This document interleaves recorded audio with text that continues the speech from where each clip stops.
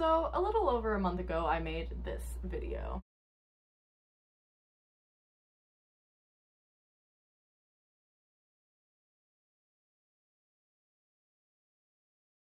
And to say it started some discourse is a bit of an understatement. I had a lot of people agreeing with me, but I also did get this one comment on someone's story, and I literally forgot to screenshot it because I wasn't sure if I was going to make a video about it. But essentially it was saying that because I'm on the asexual spectrum, I shouldn't be relating to a song about CompHet, and that I'm somehow stealing from lesbians' experiences. So in today's video, I'm going to talk a little bit about Chappell Roan, CompHet, who can feel it, who can't feel it, and if I was actually in the wrong as an asexual person saying that I related to Good Luck Babe. For those of you who've been living under a rock for the last 3 months, Good Luck Babe is a single dropped by queer artist Chappell Roan. The song blew up all over TikTok and literally catapulted her into the mainstream media, which honestly, she very much deserves. I absolutely adore her, and I think she is so incredible. Her whole library of songs has to do with her queerness and her queer identity, but I personally think it's on its best display in her single Good Luck Babe. She herself has said that it's about wishing good luck to someone who is denying fate. I knew exactly what I wanted. I wrote it in 3 minutes. I felt so much anger. I was so upset. It all came out and I didn't add anything. When I wrote it all done, it was a perfect storm. In the song, Chappell sings about a girl that she's in love with who happens to be closeted and is denying her feelings for another woman. Throughout the song, you hear Rowan wrestle with her attraction and love for this person who isn't ready to accept that they also have those same feelings. She leads Rowan on, saying they're nothing, but deep inside, she knows the truth. And honestly, it's a perfect representation of what dating in a hookup culture, especially within the queer community and a lot of people who aren't ready to accept that they are queer, is like nowadays. And it is also a perfect example of CompHet. Those of you who don't know what CompHet is compulsory heterosexuality. It's a theory that heterosexuality is assumed and enforced upon people by a patriarchal and heteronormative society. The term was first popularized by Adrienne Rich in her 1980 essay called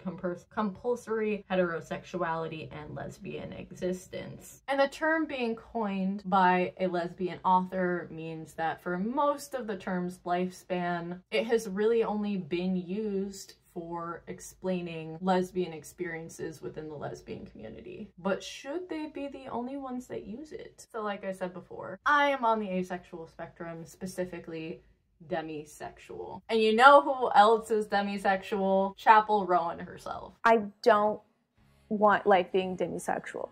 Like, I wish I liked having flings, and I wish I liked, like, the thought of a one-night stand, like, makes me really, like, the anxiety it gives me is fucking crazy. Mm-hmm. Yeah. And I want to be like that. Like, I want to... Well, it's romanticized is the thing. Yeah. We see it romanticized in media and in music, frankly. Yeah. Like, it's... Well, and it's super interesting because my project is very sexually forward. It's very, like, there's a lot of sexual themes, queer sex in a lot of the songs and the album, like, the visuals.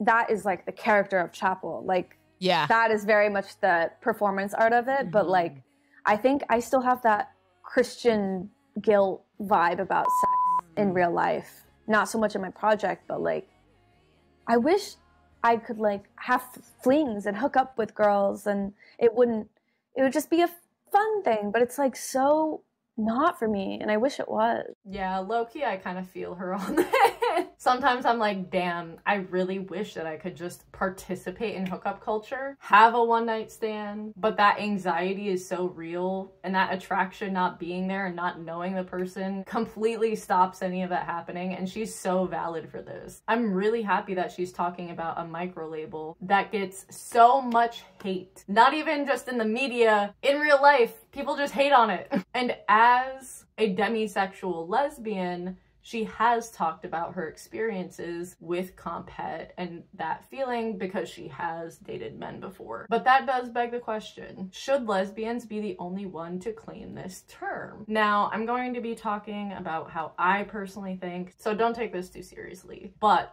I personally think that it's something that most queer people have experienced throughout their lifetime. Hell, I could literally be considered a product of CompHet. My ex-Mormon dad experienced CompHet for almost 30 years with my mom before they got a divorce, and I'm not going into any detail about that because it's very triggering and traumatizing for me. Not going into my relationship with my dad or any of that, because he's not the greatest guy. But after the divorce, like about 3 years after the divorce, he realized he was gay. And I know I have experienced that feeling as well. Growing up Mormon, there are no other options for you but to be a heterosexual cis person. So in my case, that is marrying a man and being a baby maker. And slowly as I grew up and realized more and more about myself, that idea, that forcible heterosexuality made me so depressed and not in a very good headspace. I think Chappell Roan's lyrics, "And you wake up next to him in the middle of the night with your head in your hands and you're nothing more than his wife," will always get me, because I know that if I had done different things in my life and still believed what I did when I was younger, that I would have woken up in my 40s or 50s and had that experience. It breaks my heart every single time thinking about that. And that's why I relate to it so much. That's why I relate to the song so much, especially as an asexual person. And I'm not the only person on the asexual spectrum who relates to this term. Yeah, I'm somewhere on the ace spectrum and bi, and yeah, this song hits hard. Right? Aro ace here, and I feel this song so hard. I don't know, I think ace people experience CompHet too. It's a part of all queer identities. Lesbians, handshake emoji, asexuals, love you guys. Yes, I wasn't expecting to react to it as an ace person, but I ended up sobbing the first time I heard it. Same, I just got out of a relationship with someone who was okay with me being queer, but not okay accepting the fact that they themselves might be ace as well, and I relate so hard. Like, I want to help you see what's right in front of you, but you also literally asked me to be your mom after dumping me. Wait, actually, if asexuals experience CompHet too, I wouldn't be surprised. Like, y'all are expected to like men just as much as lesbians are. And my favorite comment is, you personally understand it better than most. One book that talks about women talks specifically about women and doesn't include all genders when it talks about CompHet. And the exclusionary lesbians latched onto it like a lifeline. CompHet can impact literally anyone of any gender or sexuality. Like shit, it can even be applied when asking why heterosexual relationships are so fragile and shitty for the people involved. And I completely agree with all of these comments. Will I ever experience CompHet in the same way a lesbian does? No, because I'm not a lesbian. But I do think that it's okay to have the idea of compulsory heterosexuality and for it to be applied to most folks on the LGBTQIA+ community. Like that one comment said, when CompHet was first introduced, it wasn't talking about people of all genders. I think everyone from lesbians to gay men to asexual people and aromantic people, and especially bi cis women, face a lot of CompHet in their daily lives. But we all experience it in different ways, which is why I'll never say I've experienced it the same way a lesbian has or how a gay man has. I've experienced it as an asexual person, as a bi person. So was I wrong as a demisexual to relate to the CompHet message in Good Luck Babe? Personally, I don't think so. And I think it's amazing that we are in a time now with these kinds of songs and having more queer experiences being told to the masses and having the queer community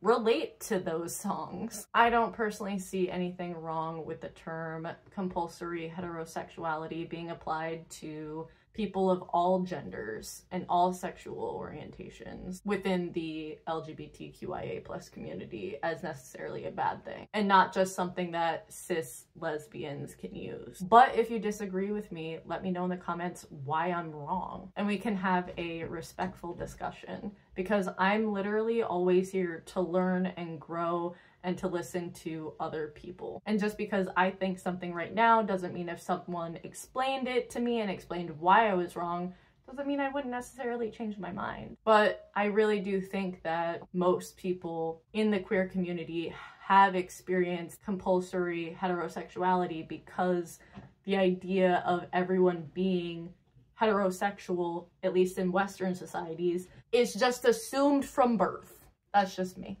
Thank you all so much for watching. I literally cried the first time I heard Good Luck Babe, because it just hit so home for me that that could have been my life. I could have woken up next to a man at some point in my life and just been his wife, and that was it. That could have been my life, and I am so happy it's not. I'm so happy I was able to figure out my sexuality and my gender when I was younger, because oh my god.